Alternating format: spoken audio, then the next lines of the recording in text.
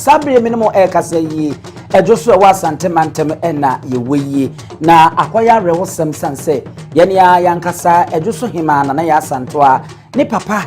na sese yi wo fra ne ntoma e wo tintim zi wo hwehwen a ebe ya opanyine ya friend sese 9 kodwobo aten na dodo na edin no different no ene papa wono na wadane atu ya sabre yi na mu no na wo hwa ehyen didi so a ye de ba na afi amamne ne amanne etwato no empanyimfo aye na afi yape akra bia kra sa wo hwe se 9 kodwobo aten a na dodo na afa ne papa wonya mfinsia no aduokono enum na yese afi apem ahankro aduono nson no mu na kyese owo opanyini ya wono na ne ba ene nana Yaa Asantewaa mprimpri woda kasa fanyini so samotwa wone ye nana mampo Hemaa won ene tiwoyi ahayi a mohwe yi eye aba Hemaa a wom do omon munyam eba ebeta eche se ne be ya nana Yaa Asantewaa ne papa yi obepe no krabia kama no wonom na wohwe enne nanam aba Hemaa wonom afa wonom ho na wonom de edo ene niado ne nkabomu ede ba beta wonom enua ba ye chi nti nananum aba Hemaa ene wonom so ani abrepa nanaja akomadu fie mampo Hemaa wonom so no bechem Hemaa ena we so eya agona Hemaa wonom nyina bechem Hemaa ni ene wasa abayi mampo Hemaa ena mo se wote wono no ene wonom nyina bekasa asante mantem de aba Hemaa wonom wa hano dodo na wonom nyina ebi ewa hano a enya Asantewaa ye nua Asantewaa ene wonom so de ni nunyam eba ebeta echi no ma remfi se aha we so eye Asantewaa sa Asantewaa ne wo maba we eye nuanom ye nua eye anase oba Hemaa na Yaa Asantewaa ni nuanom mo se won ene wo de kobene ede entwoma ede aye ye won mu hu ene ade a ye wo se binum so kra afiri amanane a wono ye abrofo a won nado mo mu nyama beta echi na Yaa Asantewaa nuanom ena na meka uhu wo mo aboko binimu ene wo de nwira ede aye ye won mu mati ene won mu ensa ho ahemfo a won so de wo mu nyama beta echi no ebi ena etititata ya won mu ebeyi afi ena so hwe santana atwa ebeyi a tonsuom hene ye nana ageni mboaten wono ene wono so ni dom na tankunya wono so ebeya wono ebeboa no mahwe so hwe ye nana ageni mboaten asem ye kusebye ko to ye nkan ko akira wono ani twetwero mucho ene nana Yaa Asantewaa ne ho kani prekope ena neja adane atu na je se wo ye nsiye enti ene nana ageni mboaten ye tonsuom hene na ni abri ye pa na tonsuom hene baidie ene ne yemfa na bakwasem kakra yemfa mu fom na afi yenko yenim se yehwe tonsuom a ebeka se wo ye dasem no se bunso tumfo ehene a te se enye asempetwa na tonsuom no asechira ene se atu nsuo na abakwasem echiremu a na te se eye nsuo a na obi a wono wo bo atuo na wo bo nsekan ye ebo aganye eno enana wote a na te se enya asempetwa so already ti abakwasem na dasebre akwa wo koye eni nkunu odi ye nyina enne ye wote sika dwaso anase dwete sika akonya so no na se tonsuom hene ene bo modern bo ano ama enne ye akonya no aye kese sa na je ni mboate ena ebeyi na ye ko yanimu no na abakwasem echiremu a opanyini bia na sebio ofiri tonsuo abusua no mu a na chese adehye abusua no mu ena motia ebefa no ede ne ekoye na baabi wo de no ko aye no won no ko hye botan bi mu a botan no wo che yie pa ansa na wo ba fie abra wo ba fie no ekoya anwasem sentimi se na adehye abusua won mu ni pei wayira a wo hwe na chi a won mu hu kopem bra wo de ede fie yi ema eda sebre ene mpanyimfo etu abofo se ene won mu nko hwe sa botan a na wodam no na arefo se wo hwe abra fie botan mu na wo ba no na kyese okura sekan sidie etuo a ni nyina ekura na wodi fie botan mu a motia mbefa no ede ne kwose ye no ede eba ya enye asempetwa eno ena wo ba ya na ese ebe ya nwasem a etuo asekan ene akodie nyina e ma remfi wo ba no so na osono se na no so ebi ekura na kyese ni nyina ni tintin ni tie wo mu kyese opani na oye okufo a kyese boni be kasa wo ye warrior na kyese eno ho abakwasem ekakra eno no enti nana tonsuom hene ye nana ageni mboaten a nana Yaa Asantewaa no kani no won na yi ni tin mo me hwe ne ekoso ha kakra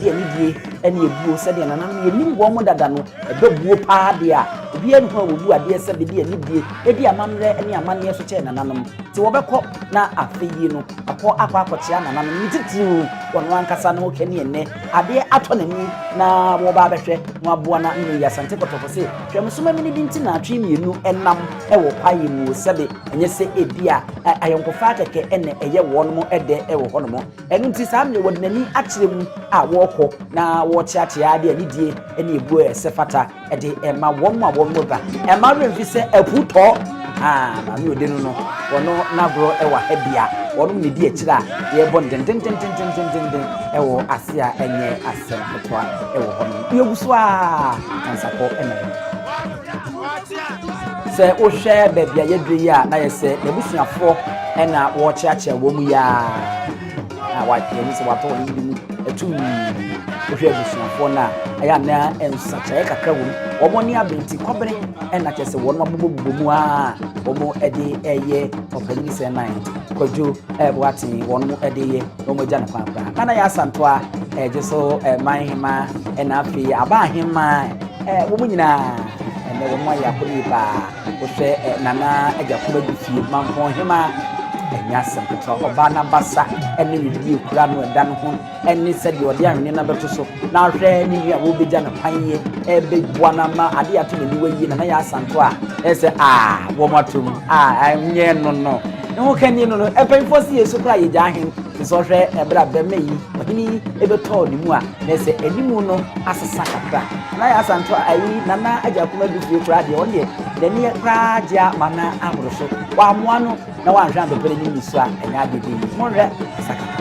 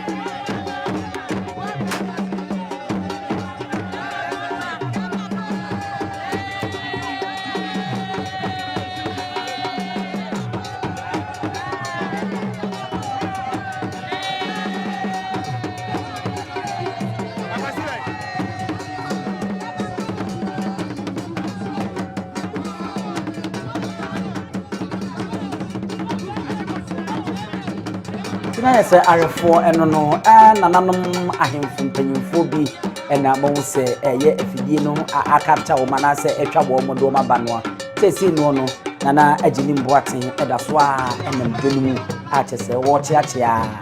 emfo a won ba waba aba betena se awie se de amamne ni amane etie no no mpanyimfo anase abusua beba na won ma bema no papa so hwe de ekura opanyini a wode akogya ne ya na ye fre ne ehye what is it say come from so we so him di bani bi ni man no afi ne hu say busua no so asobe ye ko ege na say ana je ni mboaten na ya Asantewaa o kani ntwetwe mtu won na ko nakra na no no won beko o ma kuma na baba e bi amane se bi amamre ni amane ti abusua na aboko bi ni ye di kan aka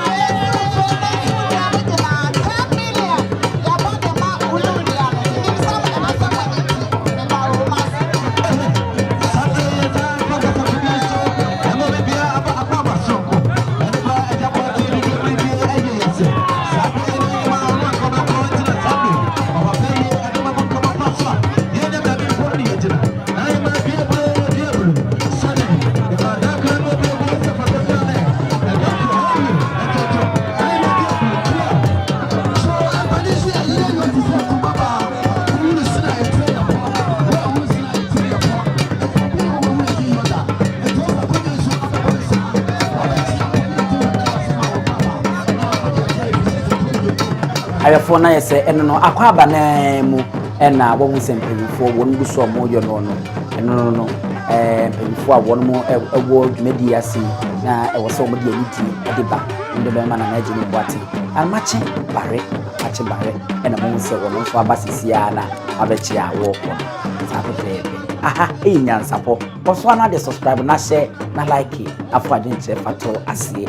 emaye ene no ewiemu no nye enso no eboha na ate ama kwan ama nananom se ne be ya opanyin se na nkodwo boate be pe na chi na afi ya pe no kra be kra e dia ofi boate samo be ka ya opanyin enkane asante mantem ha no na oyiposi dom so sahene se yi woko national dwumedi a wodi de boa posifo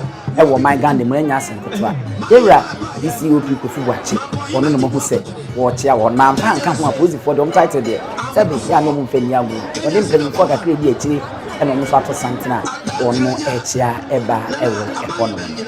wei ayewra sampan masiku po bejokuo no panyipa woda ano sampan wona mo se wa hye ice jumper tuntum no wona wo chia sisia no na mpon Hemaa na naja kuma bi fi wona wato nsem wo chia mudi nkoma wonu dwam no eno no ewo ho no Asante mantem so afọ yewra Simon ose mensa ono nso na mo se wadua wato na Yaa Asantewaa mu chia no hyeden ba panyin be ndey ena fom sa ya na awe ho nanso no obi nya mfi na kwa ni mu se ya ya de chia na encheda nya ya pi zanse tisia bi okunu num bi opanyin no na hyira ne pa en wadane atwinti yewra Simon ose mensa ono no no masiro mu dwomo nde atumu ho no na aba hemma omo ho ene wono so no dum di na chi kakra no wono mo echiachia ewo no yebuso a ewo edwoso asante mantem na Yaa Asantewaa okofo ni kurum eho na nyansapo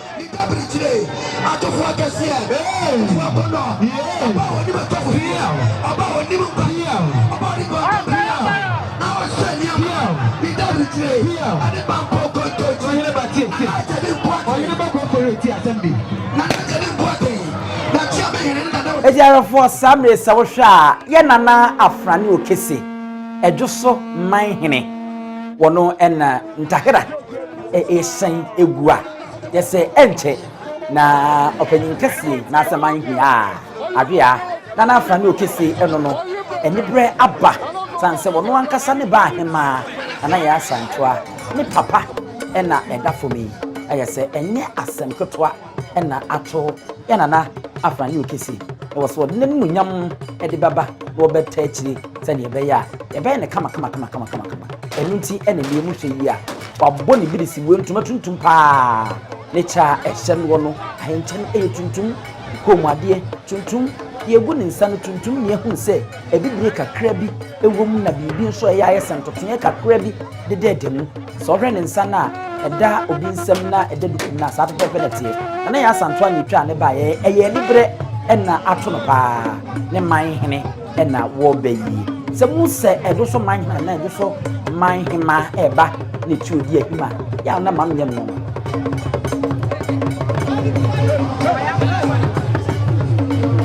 Sami wadu 7 penifo no ena wo chiacha wo no ansa ne ja manhene akọ na wakọpe baby ate ya na afrane okisi ena mamu se ebuso a wo chia ewudwom no mu na wo ba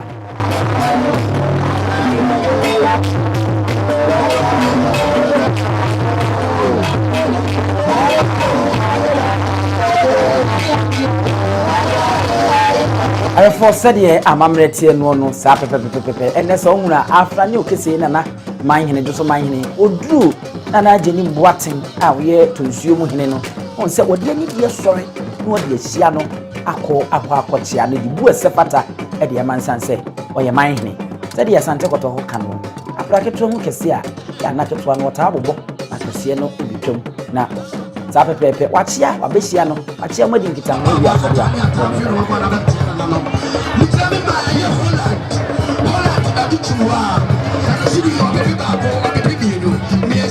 a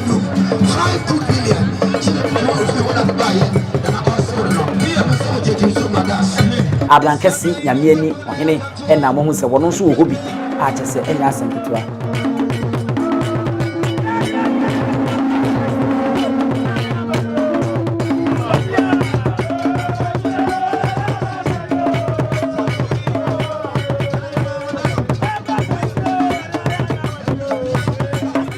na afa no kisi ena edu ne man Hemaa enten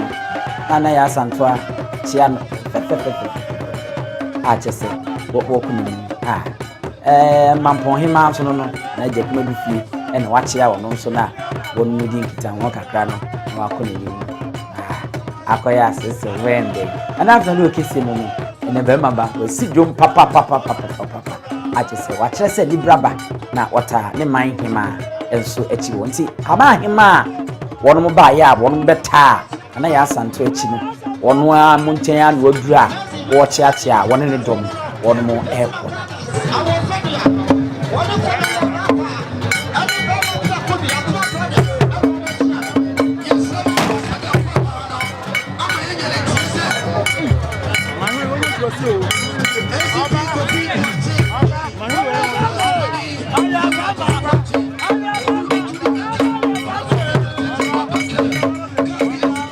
Arafo na se na afa ne okese se wo hwe ayewura kokoten one agona Hemaa na wonu nyina na ete de fa ko a samri wodu hon ma wakwache waba betena si awie a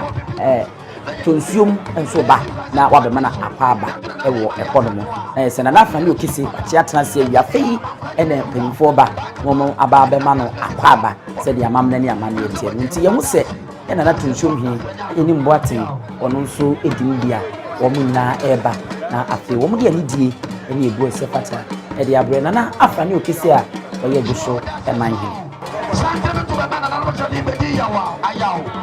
na ejeni mboaten no me ka kire wo se aprakato mu kase a wobbo ode anidie ne ebu esefata de won se wotuna henche no ansa na oba nanimu na waba abechia eyebu a ananmo mo Asante mantam ade no kwasem saa de no nko ade ya na moye mane ya akono pa abechia wi a kyese wotu atena wo ko saa mredie otinya hye ne che ama wa kwakota arafo se wo hwe saa mreyi a na yese nana ageni mboate ntonsuo mu hene saa mredie wo kyea no adi nkra ne sa na yese ofiri eyi ase wo kani a obeja ano ma ne se a woda fomo penokra bie no ebraso se ewo se eja onu nso tu na wotene na wokọ n'anim se mo hwe a enkradie mu a ene oni aba Hemaa yi ene dom a wono baye wonu di na wonu etu atem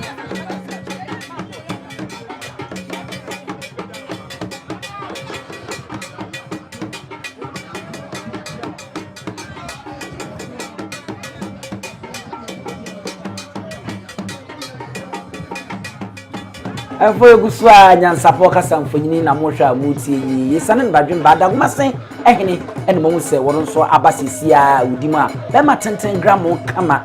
hye kiki hye na ehye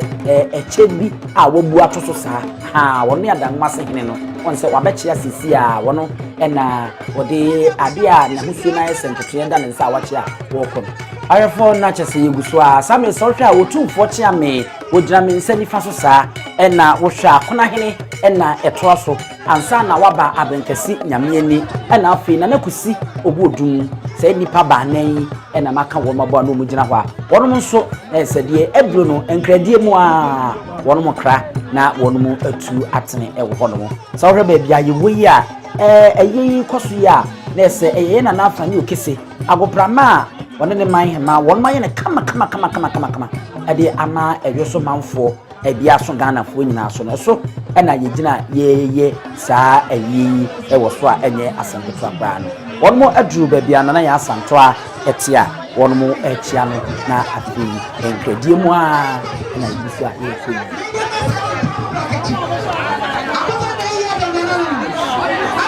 sanwansa no nana abebi sanwansa wono eno no ade edin no pa no eye asa de ya no mfana semi agro ene ono so ede nemu nyam beta akire ewo Hanuma nya Asantewaa wono won se woduru na naja kuma di fi mampon Hemaa nchen ya ono ne di ngita ho kaka